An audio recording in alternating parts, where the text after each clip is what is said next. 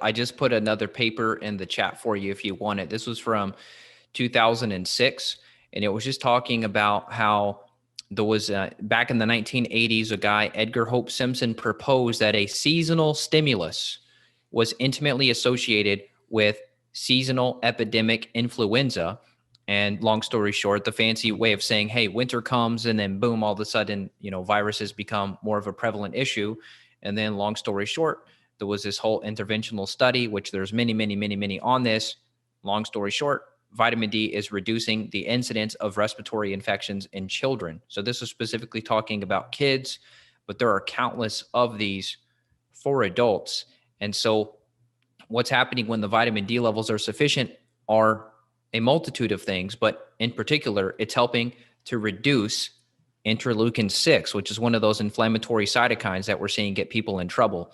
So if you can reduce your cytokines, that's going to be beneficial. And then also another cool benefit is not only as sort of an antiviral, but there's some antimicrobial benefit, which I honestly didn't know much about this until I started reading these papers here, that it can actually activate your immune cells to produce some antimicrobial. So sort of like a natural antibiotic, if you will, by upping vitamin D concentration. Now, the question is, well, how do people take it? Is it just an ongoing thing? If you think you're getting into trouble with illness, do you go high dose of it?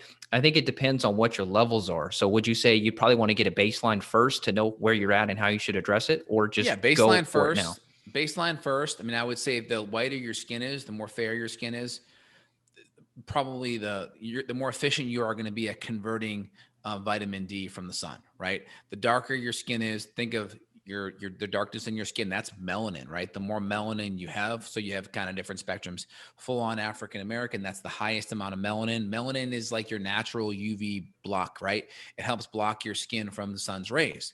So due to evolution and where we evolve, people that evolve closer to the equator, more UV light based on the angle of the sun hitting it, they naturally evolve with more melanin in the skin. People that evolve further away from the equator, less direct UV light, less melanin in the skin, because it's all about making vitamin D. And so the more efficient you are at making vitamin D, you probably are going to be, you'll probably be able to get away with not supplementing as much or as frequent.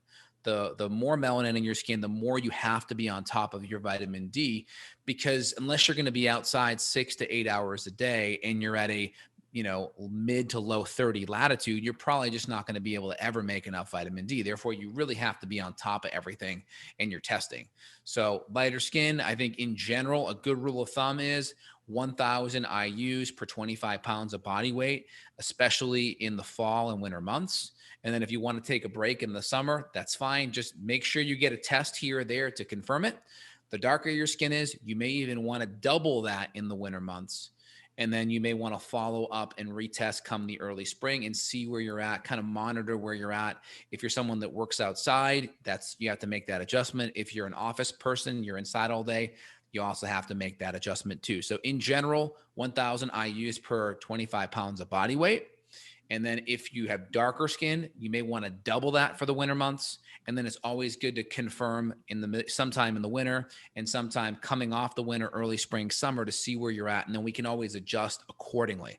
And if there's any risk of autoimmunity or cancer, we probably want to be testing just a little bit more frequently. Once you kind of know where you're at, you can kind of guess based on how well you're doing. And then in regards to vitamin D, vitamin K, K2, you probably want anywhere between 100, 150 micrograms of K2 is kind of where you're going to be at per day on average. And so if you're doing lots of green vegetables, if you're doing sauerkraut, fermented foods, you're doing K2 from grass-fed butter or ghee, you'll probably be fine. And then if you want that insurance policy of about 150 micrograms, you can always just find a good vitamin D3 with that in there. And then that gives you that extra assurance that you're okay there. Yep.